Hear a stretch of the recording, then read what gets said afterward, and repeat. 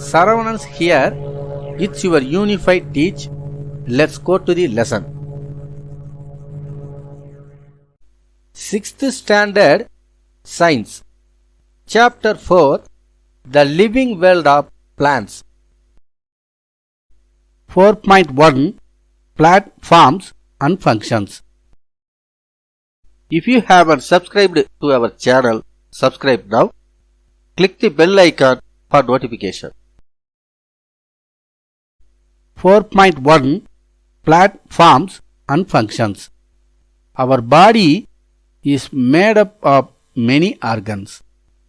Similarly, the plant body is also made up of several organs such as root, stem, leaves and flowers.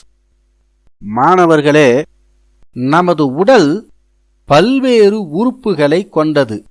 அதுபோல தாவரங்களும் இலை, தண்டு, வேர் மற்றும் மலர்கள் ஆகிய பாகங்களை கொண்டுள்ளன.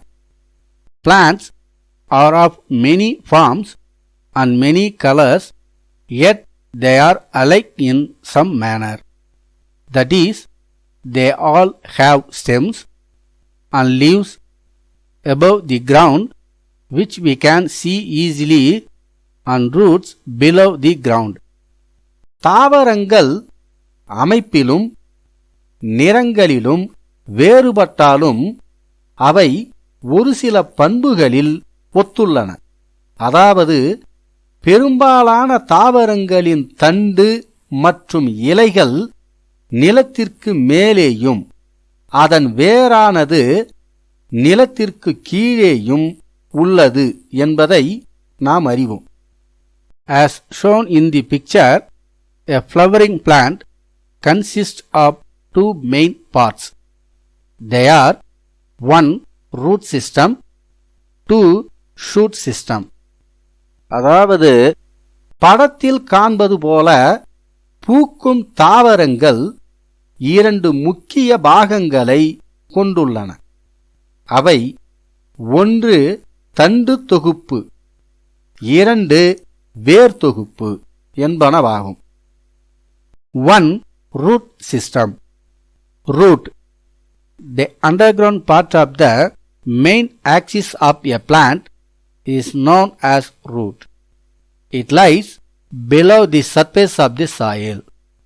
வேர் என்பது நிலத்துக்கு கீழே காணப்படும் தாவரத்தின் முக்கிய அச்சாகும். Root has no nodes and internodes. It has a root cap at the tip. மாணவர்களே, வேர்களில் கணுக்களும் கணுவிடை பகுதிகளும் இல்லை. வேர் மூடி அதன் நுனிப்பகுதியில் உள்ளது. A tuft of root hairs is found just above the root tip. வேர் நுனிக்கு சற்று மேற்பகுதியில் வேர் தூவிகள் ஒரு கற்றையாக காணப்படுகிறது. Roots are positively geotropic in nature. அதாவது, வேர்கள் நேர் புவிநாட்டம் உடையவை. Plants root system is classified into two types. 1. Taproot system, 2. fibrous root system. தாவரங்களின் வேர் தொகுப்புகள் இரண்டு வகைப்படும். அவை 1. ஆணிவேர் தொகுப்பு, 2. சல்லிவேர் தொகுப்பு. 1. Taproot system. It consists of a single root called taproot, which grows straight down into the ground. மாணவர்களே, முளைவேர் தொடர்ந்து வளர்ந்து ஆணிவேரை உண்டாக்குகின்றது. முளைவேர் தடித்த முதல் நிலை வேராக வளர்கிறது. Smaller roots called lateral roots arise from the taproot. இதிலிருந்து துணை வேர்களான இரண்டாம் மற்றும் மூன்றாம் நிலை வேர்கள் தோன்றுகின்றன. They are seen in dicotyledonous plants. Example: bean, mango, neem. மாணவர்களே, பொதுவாக இருவித்திலை தாவரங்களில் இவ்வகை வேர் காணப்படுகிறது. எடுத்துக்காட்டு: அவரை, மா, வேம்பு. 2. Fibrous root system. It consists of a cluster of roots arising from the base of the stem. They are thin and uniform in size. தாவரத்தின் கணுவில் இருந்து ஏராளமான மெல்லிய சம பருமனுள்ள வேர்கள் கொத்தாக தோன்றி வளர்கின்றன. It is generally seen in monocotyledonous plants. Example: paddy, grass, maize. அதாவது பெரும்பாலும் ஒரு வித்திலை தாவரங்களில் இவ்வேர் தொகுப்பு காணப்படுகிறது. எடுத்துக்காட்டு: நெல், புல், மக்காச்சோளம். Functions of the root. 1. Fixes the plant to the soil.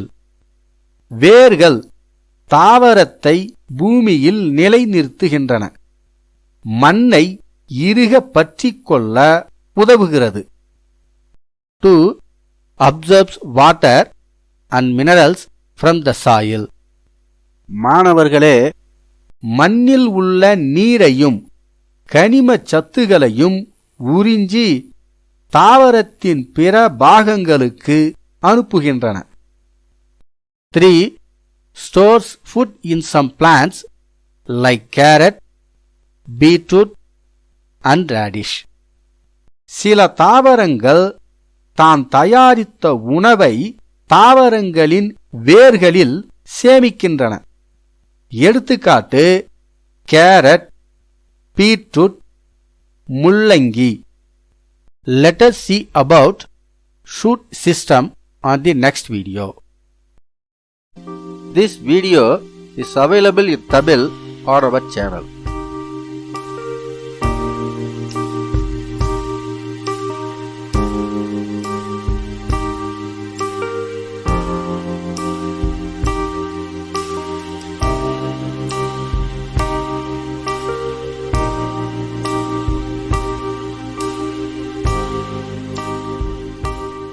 If you like this video, please like and share.